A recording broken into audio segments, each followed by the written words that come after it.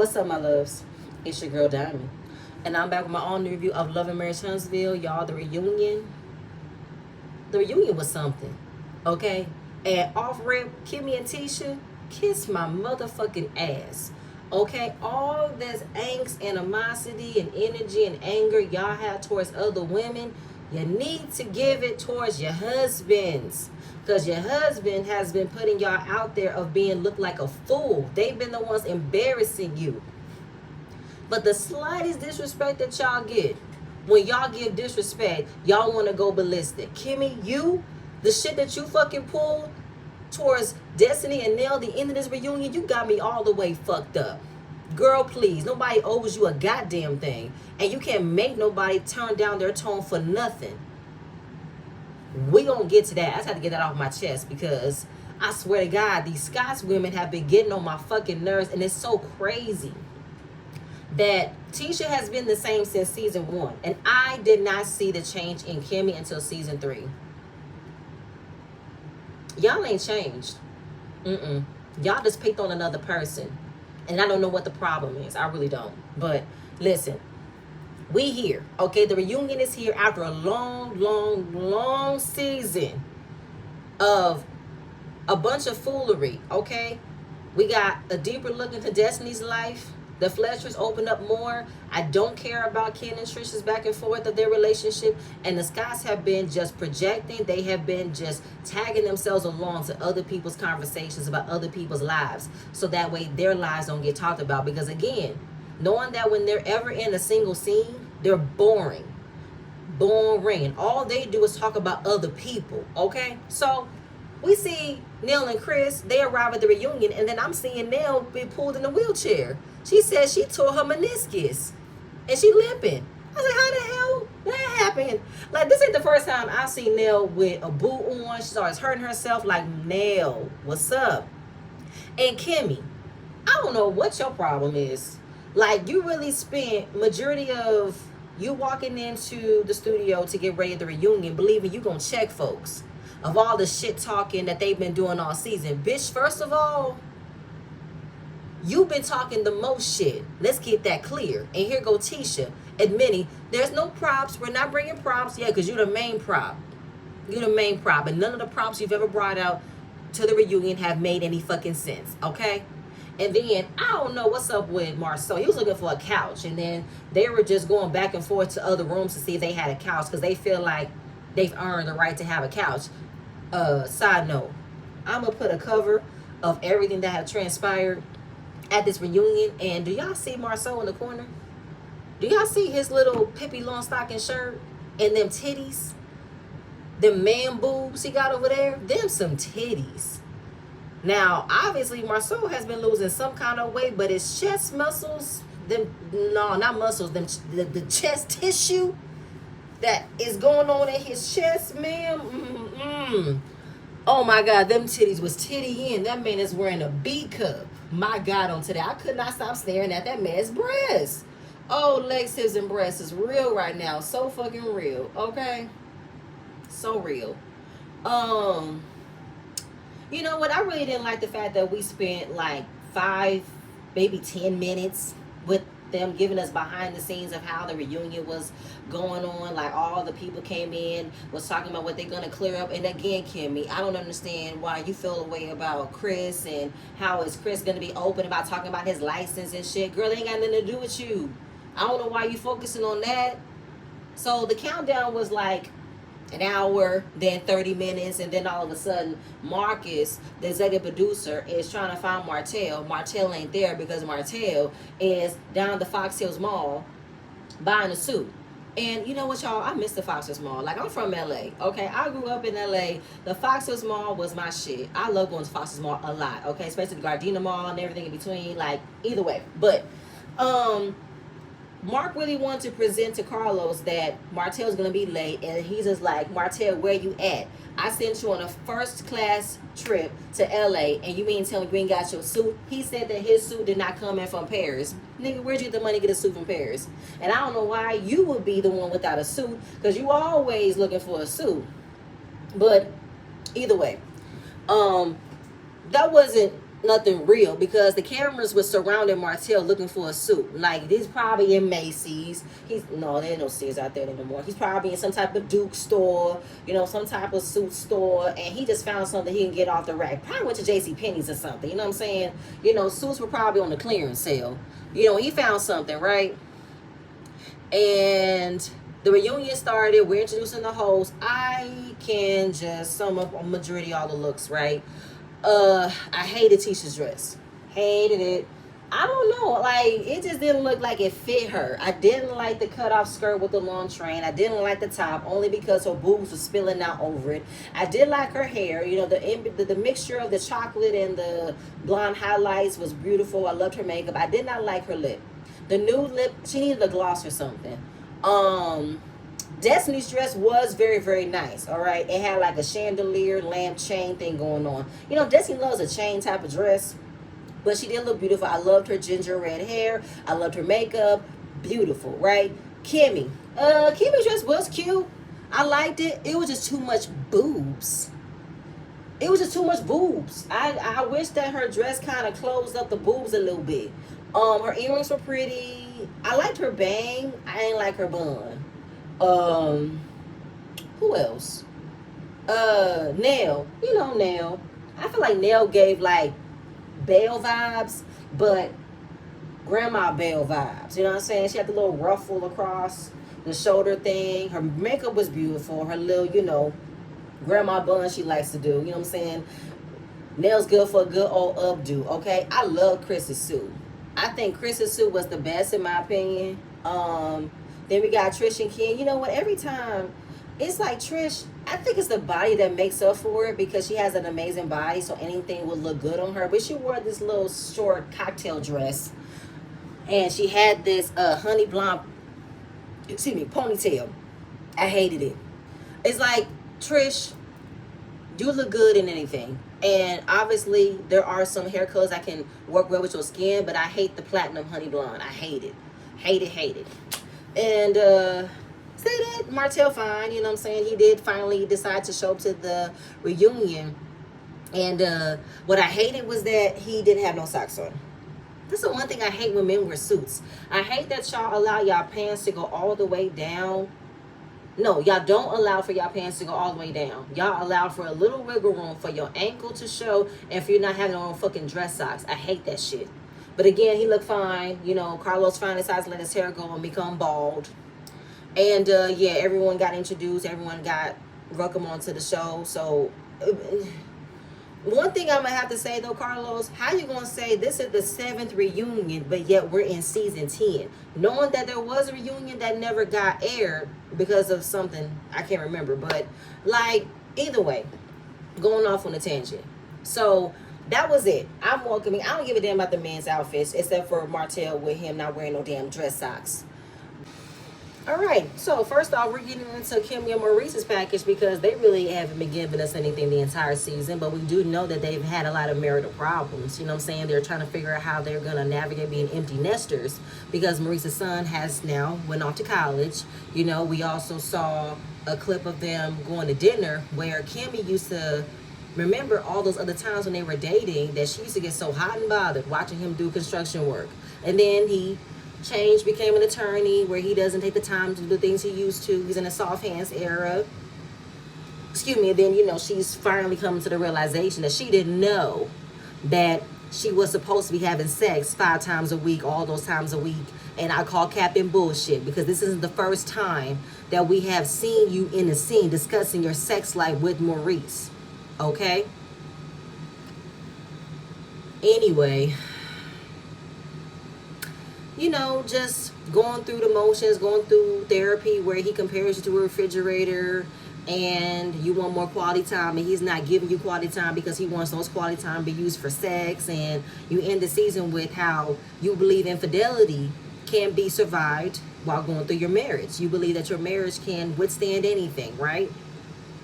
So basically, Maurice explains why he wanted to stop doing construction work, because he didn't like it.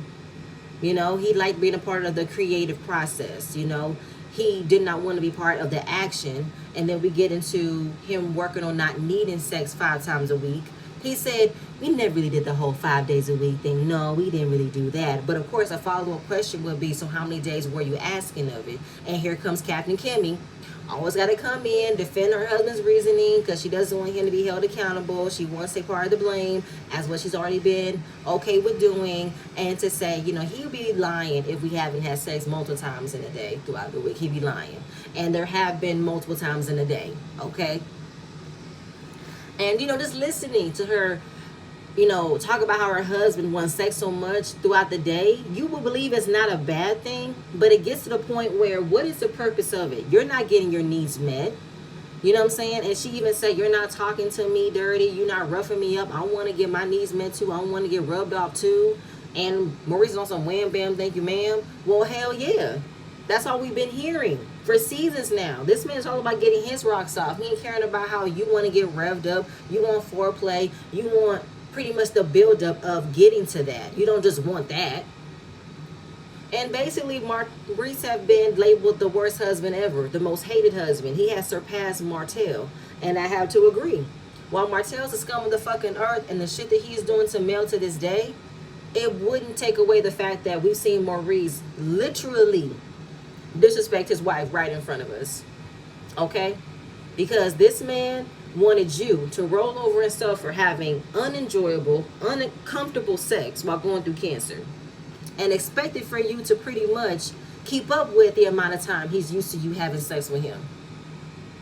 That must really be something if you gotta say that Maurice was worse than Martel. But again, all of these husbands, besides Chris, on this show have been the worst of the worst. All right? So we're looking at the deeper context of it all. You are older than Maurice. Do you believe that because you married a younger man that there's a possibility that you wanted to keep him satisfied, you wanted to keep up with him being young, you wanted to make sure if you kept him satisfied, then you wouldn't feel like he wouldn't want you anymore, then you would have felt like you would have ended up alone? And to be honest, I think most of us have all felt like because Maurice was younger than Kimmie had to conform into allowing and accepting certain things that she wouldn't have accepted, knowing that she is older than him. And the experiences she's had with other relationships, you would think she would not be easily Jedi mind fucked into accepting the type of games, the type of manipulation that Maurice had on her, but she did. She did. So I do believe that because he was younger, she wanted to keep up with his appetite, knowing that that's not what she wanted to do. And I do believe she is afraid of being alone. And here she is again lying to me, saying, no, I'll be okay with being alone. If I need to be alone to be happy, I will. To be honest, Kimmie, I don't think that that's a reality you want to face. I feel like the way you've navigated going through cancer was your testament, your journey of keeping your man satisfied while going through the most horriblest time in your life. And you wanted to care about his feelings. You wanted to care about getting his needs met when your needs weren't met. Because with the way you came back on the show after surviving breast cancer, all you did was talk about how your sex drive is not where it used to be. And that's all you seemed to care about. Because you were so concerned and so worried if your husband was going to still find you attractive after going through such an ordeal, when that shouldn't even be the first thing you should be worried about. You should be thankful and happy you rung that bell and you're still here. That's what you should have been more concerned about, not whether or not your husband will still find you attractive and want to fuck you. Hence why you fought like hell to keep up with his appetite. And if you was to ever keep him waiting, or knowing him, he counted the amount of times you didn't initiate, then you thought that his attention would have been easily swayed. I mean, listen, I'm gonna keep going because then it's gonna make sense as to why I'm gonna carry this thought later. So then we talk about deal breakers. You know how at the end of the season she said that cheating would be a deal breaker, but now cheating is back being a deal breaker. She isn't sure if she'll forgive Maurice if he cheated on her. Now, I believe she was all over the place, with explaining how she couldn't trust him again. She would move on if he did do that. But how is it that at the end of the season, you said you'll be able to work through your marriage? You don't believe that your marriage could easily end if there was infidelity. So now it's still a deal breaker? And this is all a hypothetical. You know, we don't know what happened. We don't know what could have happened, but it sounds to me you're preparing yourself for what can happen, for what is going to happen. It almost sounds like Maurice might have already cheated on you, and you're going through the motions of being, you know, met with the possibility of how you're going to really forgive him. And the fact that she said no, Maurice looked at her like, oh, I will be sure to bring this up in therapy, because it's like, I'm not even worth a try. I'm not worth you trying to figure it out, how we're going to move forward. I was like, wow. And then she looked at him and said, don't do that. Don't act like we haven't had issues where you've looked at somebody wrong. All I can say is, wow. That brings me to my original thought earlier when she put herself through the ringer to keep this man sexually satisfied while going through cancer. Because I feel like she did not believe that her husband was supporting her the way that he was supposed to automatically support her. And now you feel so worried, so nervous that your husband can even look at another woman the wrong way. God damn. That's crazy. I don't know what kind of relationship that is. That is so codependent. If I don't know nothing else, like to be on pins and needles, that your husband could be looking at another female. It's like, shit, you are so afraid. And she also said, I'm never going to be in a relationship where I have been mistreated. And then how Maurice is the best man she's ever had. Excuse me. Girl, what? What? He's the best man you've ever had? Girl, what have you had? What are you talking about? Do I have to go through the list of what you've been through in this marriage, and you want to say you're never going to be in a relationship where you've been mistreated? You've been mistreated. I'm literally still going on about how this man expected for you to lay down and have sex with him while going through cancer. This man doubled down and said you were a champion for rolling over and taking it. He went on Fox Soul and said the same thing. You remember that this man mistreated your son. You knew it. You told him. He didn't change his mind. You never kept him accountable for it. This man was going to move his ex-wife and new husband down to Huntsville, pay for them to live in a new house, and did not really bring you into the conversation, was just going to do it anyway. This man had a whole DUI and gave you a cockamamie story and not tell you the truth about where the hell he was. Like, do y'all not remember early in the, well, what season was that? Was that season 2 or 3? Where this man lied about going to the Atlanta trip where Ariane was there, knowing that he was there, and he lied and said he wasn't there. Yo, I swear. Dude, the man said he would not give, he said he wouldn't get you a new car because you didn't have any hair to blow into the wind, knowing that you were losing your hair while going through treatments. Like, he told you that your lack of sex drive was all in your head. It was a mental thing. Oh, not going through cancer, not going through treatments, you know, being in remission. No. The man said he will be happy if he wasn't with you. If you was to choose somebody else, he'll be happy for you. What you mean you're not going to be mistreated? You've been mistreated. What are you talking about? This whole interaction had me like on the floor dying, as well as just irritated. Like, just the shit that was coming out of Kimmie's mouth pissed me to no end. Girl, it's to say you wouldn't move forward if he cheated on you, it sounds to me you've already have. And he feels a way about how you're not ready to already move forward if it was to happen. You're not trusting the love that you have with him. If he was the best man you've ever had. Then he says that he's more deeper in this marriage than you are. This man is crazy. This man is guilt-tripping, gaslighting, and manipulating her all in one go. I hope somebody caught this. Like, this man is literally like punishing you from the inside.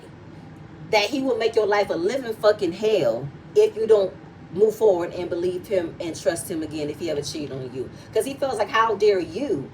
With all this shit I already got you doing for me, you mean to tell me you wouldn't forgive me if I messed around you? I've done plenty of things to you. You wouldn't believe me? You wouldn't trust me? Really? Like Maurice is a fucking prize. Like, this banana boat looking motherfucker compared you to a refrigerator.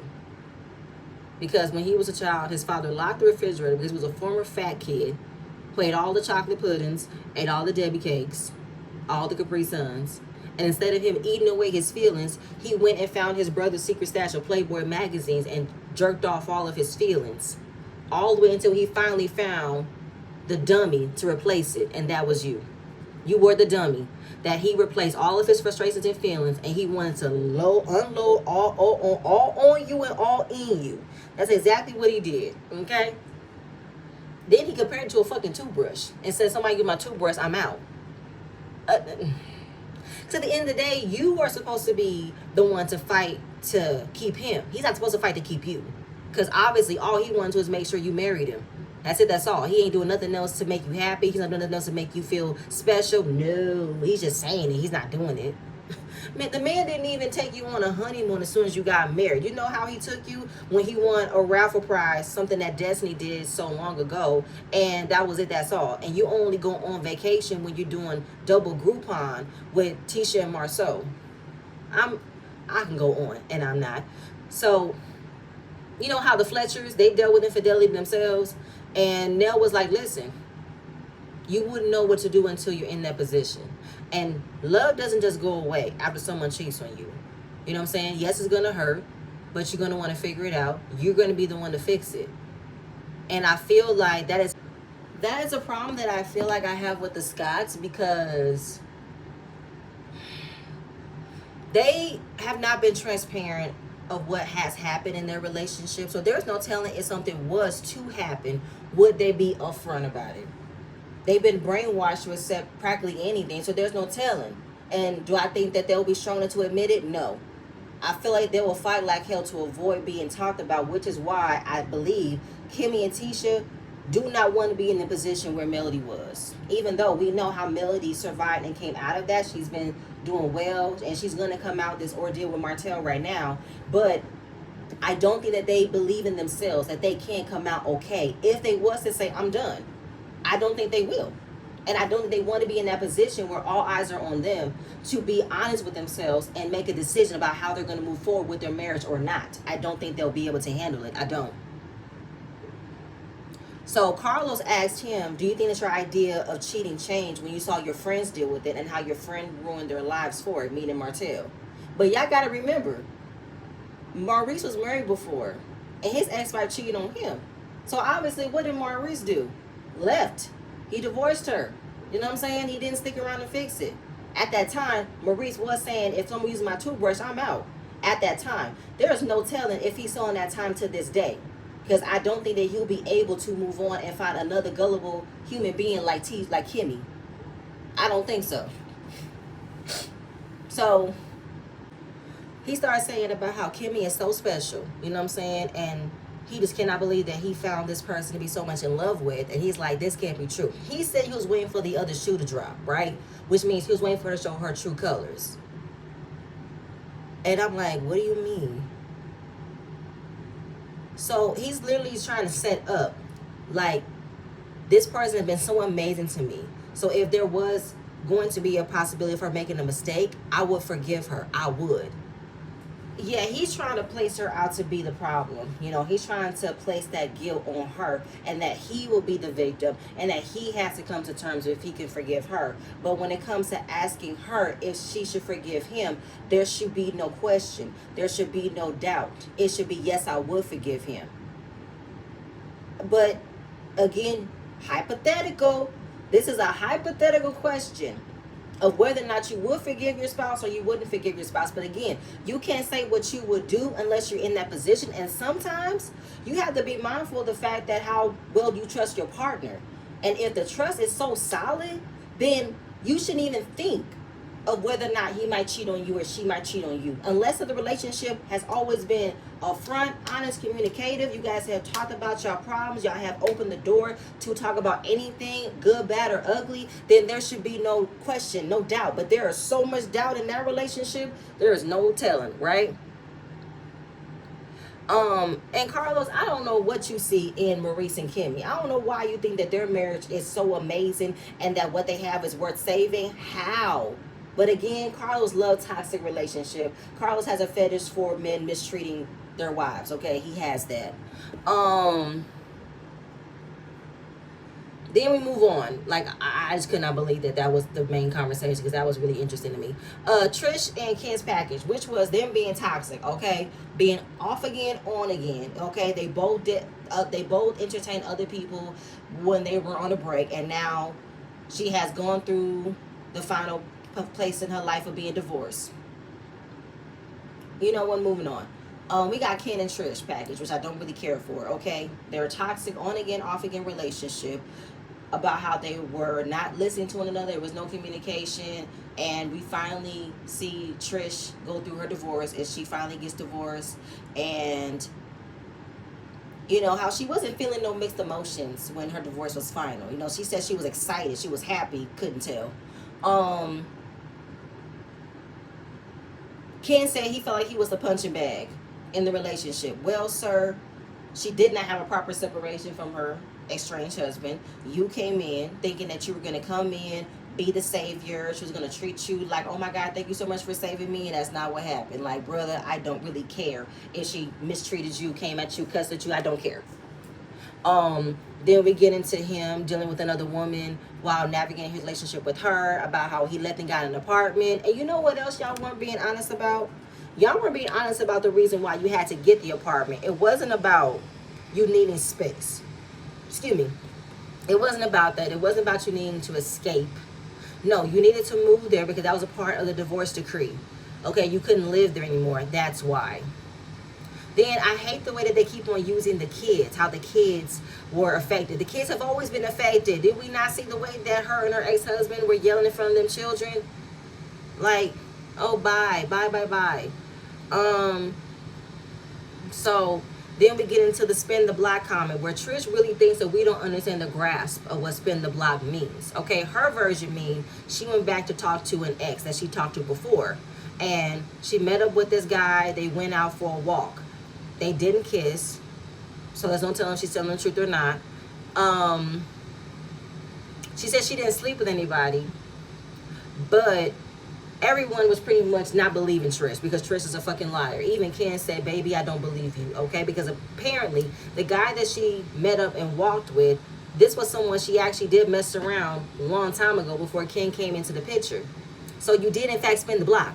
So we're not confused with the definition of what spin the block means, Trish, okay? And I don't understand why you couldn't have been upfront about it. But again, when you were sitting at that drag brunch, drunk as hell, talk about, yep, I spin the block, and I was like, fuck yeah. Like, you were so excited, and a drunk man don't tell no tales, okay? So it sounds to me you definitely fucked this man, and if he did, so the fuck what? I don't know why you had to lie. Ain't that a lie to kick it? Did Ken sleep around with the woman he was with? Yes, he did. Now, I don't understand how he said, I don't creep in people's DMs or not in my DMs. Brother, you creeped in Trish's DMs. So what the fuck you talking about? Then early in the season, she did go to therapy. To me, I think she had to, because what else was Trish going to talk about? She had to. And she is still grieving the loss of her parents. I do think she is still grieving the loss of that relationship. She does need to continue therapy. Now, since she is divorced, is there wedding bells in the future for Ken and Trish? No, there's no need to. She needs to find herself. She needs to heal herself. And she don't need to worry about a relationship right now. Ken, go find somebody else. And now we know for real, they're not together right now. I heard that Trish was on the Pop the Balloon challenge. Whatever, I'm done. So now we get into the women's segment, right? This is where shit kicked off. We get, you know, a deep dive into Tisha and Destiny's friendship throughout the show, right? And it's mostly Tisha creating an issue, all right? She is creating issues, demanding loyalty, talking about people behind their back, not holding herself accountable, assuming that Destiny should take her side when she starts things, that she feels a way about the things that are said about her, that nobody is coming in and protecting her from it. Knowing that the entire time, this ain't got nothing to do with Destiny not being there for you. It's about your fucking husband not defending you. So here, Tisha goes again with the woe is me card about how she put Destiny in a don't trust that whole box because Martel is her friend. And she feel like I'm your friend too. So how come whenever he's talking about me, you're standing there, you're sitting there, you're giggling, you're going along with what he is saying? Why aren't you telling him to stop? Why aren't you saying this? Why aren't you saying that? I do recall Destiny telling Martel that he shouldn't say that He should apologize to Tisha. But again, Tisha, she cannot control what a grown man can and can't say. Martel's going to say whatever the fuck he wants to say. She cannot control what comes out of his mouth. Even if she tells him to stop saying that, he going to keep saying it. Then the whole thing with Nell, she figured that she would have stepped in and defended her against Nell. Why should she defend you against Nell when you came after Nell? Like, what is going on here? I'm not doing this with Tisha again. I have a whole fucking headache. Because she literally is acting like a fucking victim. Like, she didn't start the shit that she started. Like, girl, please. And Destiny says a whole bunch of fucking malarkey. Okay? Like, let's go back to the first incident. Because she assumed that Destiny knew what Martel was going to say at the field day event. She said, no, I didn't. I asked a question. I asked, how do you resolve who has hurt you? What do you do? In the midst of me getting that going, then it went left. I had no idea he was going to bring up your past. And it wasn't right that he brought up your past. And do you know what was going on in that point? I'm telling him to stop while your husband is laughing and joking. You know what I'm saying? So because it bothered her that Destiny did not jump in, and she be expecting people to say, you know what, you're right, I wasn't there. I'm not doing this with Tisha. I'm not. I'm going to stop there. All right, y'all. All right, so we move on to the women's segment. Okay, they're all in separate couches. And we just go through the flashbacks of Tisha and Destiny's friendship throughout the show. And it is mostly Tisha creating issues, demanding undying loyalty, wanting to check folks without holding herself accountable, like she's not starting things, and how she's not saying things are out of pocket, and how she assumed Destiny should have took her side of things, and especially when it came down to Martel talking about her, and she wanted Martel to stop making him talking about her. That's not Destiny's responsibility, Tisha. I said it before and I'm going to say it again. She cannot control this man. Your husband should have stopped him from talking about you. Your husband should have put boundaries on moving forward with him. But that's not, obviously. These men are going to continue on with hanging around Martel and making y'all look fucking stupid.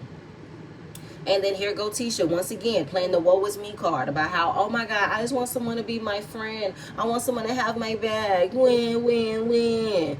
And why she put Destiny in the don't trust that whole box, because Martel is her friend, but she figured I'm your friend too. So how come when I'm looking at the show, I'm watching you in scenes with him and he's talking about me and you're giggling, you're engaging. Why aren't you telling him to stop? Why aren't you saying this? Why aren't you saying that? As I recall, Tisha, Destiny has stepped in and defended you. She has said to Martel, don't say that. You have to apologize. But what else is she supposed to do? She can't control him. He's a grown-ass man. That's his feelings. Like she said it throughout the course of this show. You and him have already been at odds since season 1. What else is she supposed to do with the history you guys already have had? She can only do so much. I can't control what comes out of his mouth. And then this whole thing with Nell. I don't know what she expected out of Nell when you came after Nell. Like, what are you talking about? You had an issue with Nell and you wanted Des to take your side when you came after her? Make it make sense. Like, girl, I can keep going, okay? The embarrassment have not been on what Martel has been saying about what your husband has been allowing. Because while he allowed for you to be ridiculed of what went down when you were in college, he also watched you get ridiculed once again when Martel kept going on with calling you dumb, calling you stupid, saying that you're the type of wife that a lot of men will kill to have because you're not going to do anything. You're not going to go anywhere. You're going to allow the disrespect. You're going to allow the betrayal. All for the sake of you wanting to say, I'm still married. I still have a husband.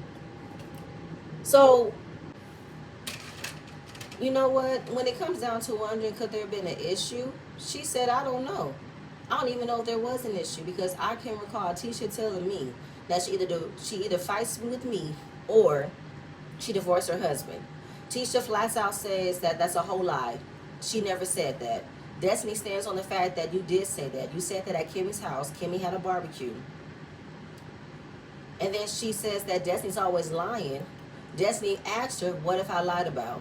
You just did just now. No, besides this, what else have I lied about? So this is also another time where Tisha says things that are very loaded because it's leading to that assumption she knows more than what she's saying. But when you're asking her what else could be said, she never stands in it. Say what you know. So Kimmie remembers it was Jalen's birthday, but Kimmie wasn't around to hear that conversation. Tisha said she never said it. Okay, well then speak up.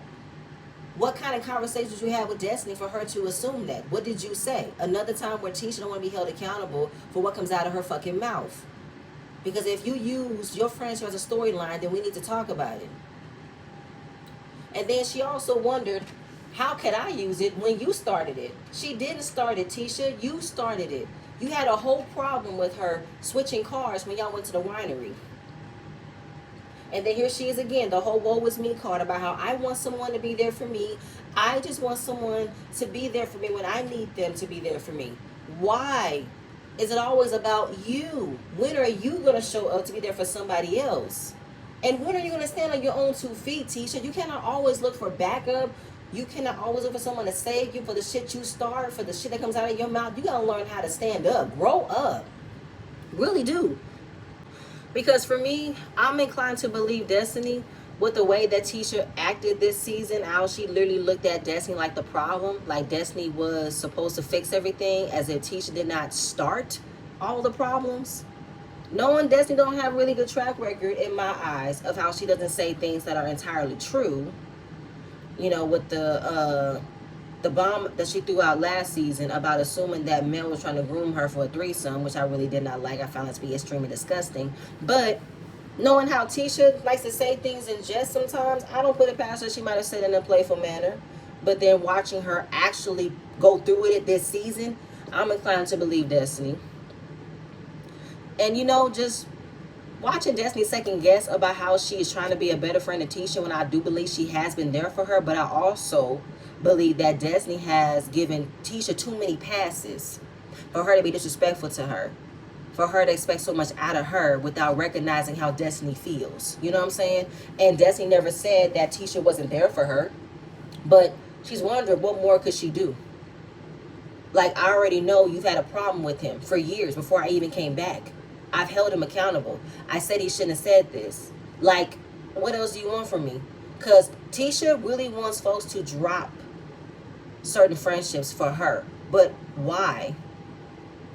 It's not going to get you to stop talking, because you're going to keep on making comments. Like, Tisha don't ever dishes out what she can't take. You know what I'm saying? And then we're just seeing Destiny starts to cry because she's recognizing a familiar pattern. She's about to lose out on another friendship because of her friendship with Martel. And she doesn't want to lose out on another friendship because of this. Well, I said it before. I don't believe that Destiny really wanted to respect Melody's boundaries when it comes to her navigating her friendship with Martel, and that the boundaries that Melody said in order for them to move forward, Destiny didn't want to listen to that. But I think that what Tisha doesn't do is explain verbatim what she wants. That's the whole thing about it. You know what I'm saying? Because Tisha have already known that Destiny has been good friends with Martel. She's never going to not be friends with him. I just think that you need to implement proper boundaries and navigate your friendship with her, and not worry about what someone else is doing. Not worry about what someone else is saying, because again, you can't control what comes out of someone else's mouth. All you can do is control how you're going to respond to it. And you can't make anybody say, okay, stop this, stop this. Like, you can't control how someone operates. You can't do that. So Carlos had to throw this out there that none of the cast calls him, right? But he wanted to make it known that Tisha called him to try to see if she can get Destiny back onto the show, because she doesn't want her mother to return. Girl, nobody cared about your mother. Carlos said, well, Destiny wasn't fired. She left. You sure she left? Or was she on a temporary absence because she wasn't bringing anything? But Tisha says, I called Carlos and I told him about how you were going through financial problems, and I wanted you to come back onto the show so you can showcase your life, make some money. Really, Tisha? You did that? I mean, I don't know. I find that a bit funny to me. It's like, why did you want that to be revealed? It's like you trying to be on some Melody type stuff. Like, I provide you an opportunity to be part of a show so you can make some money. But to me, I feel like your reasoning is for you to have someone owe you later in the long run. Like, you wanted Destiny to kiss your ass, kiss the ring, wipe your feet, and be so appreciative of you getting her back onto the show. Which I don't think that you were the deciding factor. I feel like this was probably around the time when the story of Moses and Sonny was circling the social media world. So that was when the opportunity presented itself for you to come back onto the show. So I don't think it was about Tisha pleading for Destiny to come back so she can make some money. No, that's not what that was. It was for drama. That's why Destiny returned to the show. But I didn't like that Tisha wanted that to be something to be, known for and take credit for, because that don't sound like a friend to me. Because you feel a way about her trying to hold you accountable of the things you started off. And because of that, you wanted her to be grateful that you brought her back onto the show. Yeah, that's not a real friend. No, it's not. Carlos tried to really reason with Tisha that he doesn't believe that Des did anything personal to her. But here goes Tisha trying to tell other people that they have to be cautious with what they say, because she's cautious with what she says. No, you're not. Tisha, you say a lot of things passive aggressively. You talk a lot of shit in your confessional, and when you get called out for it, you play victim and you cry. Because she still wants to double down on the don't trust that hoe box and believes that she's vindicated because she got proof that she couldn't trust Destiny. I don't understand why you couldn't trust her. I'm not seeing the reason why you couldn't trust her. Because what is your version of trust? I feel like your version of trust is making sure people protect you from conversations you don't want to talk about. I feel like your version of trust is wanting people to co-sign your bullshit, co-sign on your lies, co-sign on you targeting other people and coming at them for what they need to be accountable for, coming at them for what they need to be transparent about, when it ain't got nothing to do with you. So it bullshit, Tisha. Bullshit. Because I don't know how you can operate being in a friend group, but you want everyone to be on your side all the time. Why? When you be the one at fault for everything. So then Kimmie and her bullshit. We know that Kimmie and Tisha have had issues before throughout this show, right? And now we know Kimmie is going along with her bullshit because asking her, Kimmie, do you think that the interactions are different between you and Destiny? Do you think that the same thing that are happening with Destiny happened to you? No. So now we have Kimmie, all right, and her bullshit. Knowing that Kimmie and Tisha have had plenty of issues throughout this show, right? Where now Kimmie has now been officially initiated into the Tisha fan club of it all. So now we got Kimmie, right? Kimmie is now explaining her bullshit as to why she is now going along with Tisha's bullshit, because she wants to use all these words and hands as to why the altercations are different between her and Destiny. Because all right, so now it was a question asked to Kimmie. You know how Kimmie and Tisha have had their problems in the past, right? Carlos asked her. Okay, so Carlos asked Kimmie, do you think that the situations are the same with Tisha and Destiny? Because you and Tisha have had your own problems. You think that they're the same? Tisha, no. Kimmie goes all around the mulberry bush to explain why they're different, and I call cap. Because she said the difference is that I love Tisha. And there are times where, she'll come for me, she'll say things to me, and I let her. Because if I respond, then it will be a problem. What the hell does that mean? Kimmie, you said on the reunion that if you were not married to a Scott, you would not be Tisha's friend at all. Tisha will be someone you will never want to be a friend to in real life. You said it yourself. Tisha is spoiled. Tisha expects too much. Tisha wants you to conform into what she wants out of you. So Kimmie, what I'm hearing is that you're accepting the bullshit that Tisha exhibits. You're accepting that she'll create an issue with a person out of nowhere, and she'll project it on other people because they're holding her accountable with the things that she has said, and you're coming in double teaming to make somebody else be the problem, knowing that she's the problem. Okay. Knowing that you are going to allow for her to behave like a child and never give her the floor to apologize for her behavior because you're going along with her behavior. So you wanted Destiny to pretty much just go along with it. Let her have it.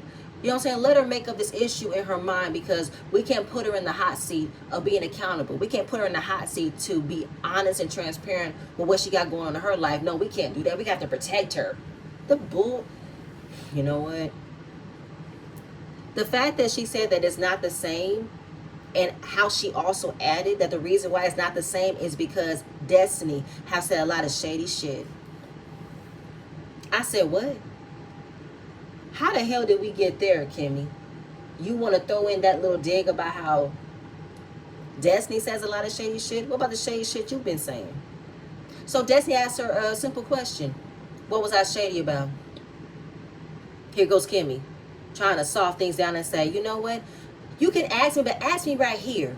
Ask me right here, Destiny. You know, we're good, Destiny. We're good. But this is what I can't do with you, Destiny. See, I'm not going to talk to her like this, because this is what I don't like when she does this, okay? Kimmie is just going off about a simple question. And instead of her answering it, she gets reactive. She starts to gaslight. It's like, why are you overreacting to a question? I'm asking you a question, and you're coming at me, giving me fever when I didn't do shit to you, and you want to tell Destiny to come at you with a different tone? Bitch, you said something that I didn't fucking like, so of course I'm angry. I'm irritated. I don't give a fuck how I come at you, because you said something that I didn't like, so I can come at you in the same way you coming at me. And you don't like that, okay? So this is a part of the deflecting that Destiny was talking about how the skies like to present alternate realities, because they don't want to be in the moment of what's actually happening right now. Because right now, in this moment, Destiny asked Kimmie a straight up question as to what shady shit have I said. And instead of you answering it, you're going back and forth with me about how I'm responding to you, when that's not even the purpose of this conversation. Let's stay on topic. You're saying I say shady shit. What have I said? So also, when Destiny asked her, what shady shit have I said? And also, I'm going to need for you to start at the beginning and not in the middle, like you always say. Kimmie didn't like that she got challenged. That's why. And knowing that what she said put her in her place to be on mute, and she didn't like to be on mute. She didn't like to look dumb and stupid, knowing she's been looking dumb and stupid for years. Then she wants to be all hype, talking more to Destiny to say, I'm trying to answer if you shut your yap. You ain't got to talk to me like that at all, bitch. I don't know who the hell you think you're talking to. You're not going to overtalk me. You're not going to tell me to be calm like I'm doing the most when I'm not doing the most. All I did was ask you a simple question. You're overreacting, act like I'm attacking you and I'm not attacking you. Kimmie fucking miss me. See, this is that psychological abuse that these women have endured with these husbands. Knowing how their husbands make them look dumb and stupid when they're asking them simple questions, they have adopted that same exact reactive energy, because a simple question was asked and Kimmie could not just say it plainly. She had to make sure it was said in a manner where she could respond to it. Girl, you ain't got to control how I talk to you. How I talk is how I talk to you. If you can't handle it, then girl, exit stage fucking left. So I'm not about to tone down my tone for no motherfucking body. This is how I'm going to talk, because you gave me this energy to begin with, and I'm giving it to you right back. That's what I'm doing, okay?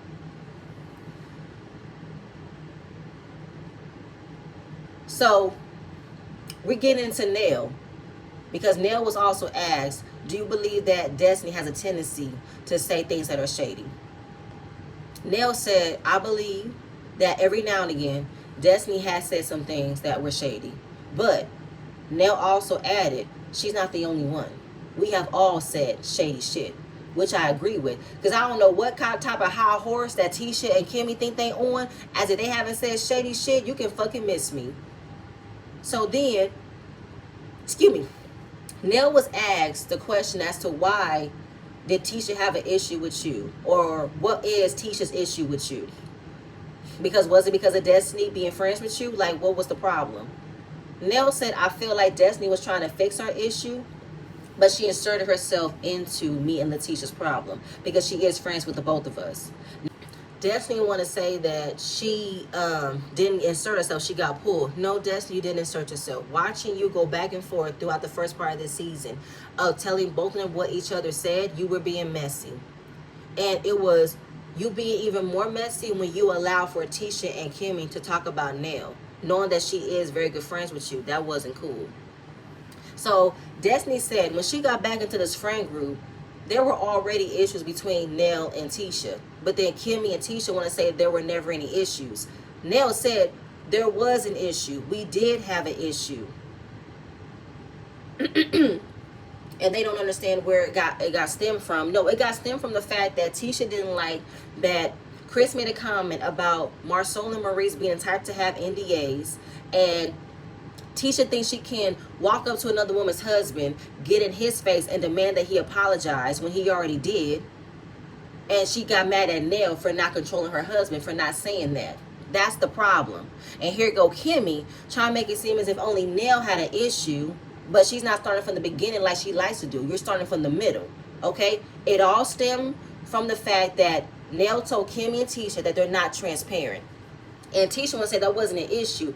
It was an issue, Tisha. The fact that you got told that you're not transparent, and also y'all wanted to run away from the conversation about the interview that Martel did earlier.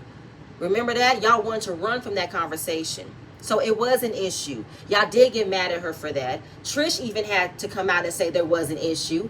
And Nell said, we're also going to clear about what y'all don't think is an issue. Because you guys are always trying to sweep things under the rug when it comes to y'all about how y'all don't recognize how things can be an issue. But you guys are always trying to point out other things that need to be talked about. No. Let's start from here. Okay? So as far as Nell telling them, we're going to clear up about what y'all don't think is a problem. Kimmie wants to control how Nell is responding. She said, okay, Nell, but just keep it right here. Keep it right here. She said, first of all, you're not my mother. All right? You don't tell me how I'm supposed to respond to you. Because listen, I was there with you before and I gave your ass grace. I did. So you calm all the way the fuck down. Because we're not going to do that. Like Kimmie, I don't know who the hell you think you're talking to. I don't know who the hell you think you're trying to control. You're trying to mother, because you're not nobody's mother but your son. Okay? And do you not remember the way you came at Miss Nell on game night when you threatened to throw her in the pool? And then all of a sudden you want to cry and say, I don't do this whole yelling back and forth because I had a father who was an angry drunk. He used to yell. I don't like being in that type of environment. When, look at the energy you just gave Destiny just now. That was unnecessary. And the energy you're trying to give Nell, unnecessary. Okay? And going back and forth, Kimmie called her a bitch first. Nell said, you ain't got enough grace to give me because I did give your ass grace. So you pop it all the way down. See, this all right here shit you do, we ain't gonna have that. Pipe it all the way the fuck down. Kimmie said, I'm not piping shit, bitch.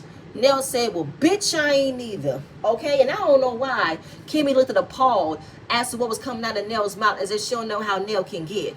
You know what I'm saying? It's like, I'm giving you the exact energy you giving me, and you want to come at me about how I should talk to you? Girl, please miss me. Okay? Like, Kimmie, nobody is afraid of you. Okay?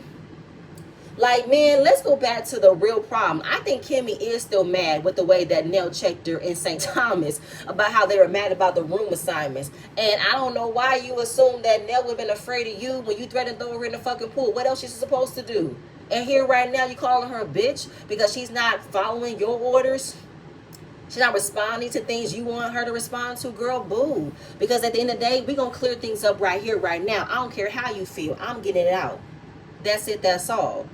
Shout out to Miss Nell. Okay? And shout out to Destiny, because y'all not about to punk her. Y'all not about to play her. That's not what we are about to do. Okay? Just because y'all husbands likes to punk y'all and make y'all feel dumb and stupid, y'all not about to do that to Miss Nell and Miss Destiny. Because when I tell you the way that Miss Nell was just seething looking at Kimmie, with the way that she was fussing at Destiny, she said, oh, tag me in, bitch. Tag me in, coach. I cannot wait to come after her for this. Like, Nell was ready. All right? And I'm not mad at Nell being ready, because I don't know what the fuck Kimmie thinks she on, because she ain't the boss of nobody. She barely the boss of her own fucking marriage. But you know what? I'm done. So done. All right? Because y'all, that's it.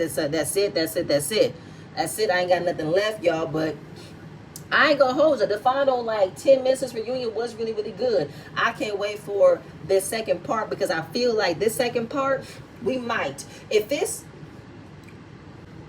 a fluff, and if we're not gonna have an actual scene of talking about this Vegas trip, I'm really done with y'all. If we're not going to talk about what happened in Vegas, and y'all just gave us a trailer of what could be talked about in Vegas, I'm done with y'all for real. Okay? But y'all, that's all I have. All right? Ooh, y'all, please stay tuned for my next video. Don't forget to like, comment, and subscribe. I'm see you guys later. Bye-bye.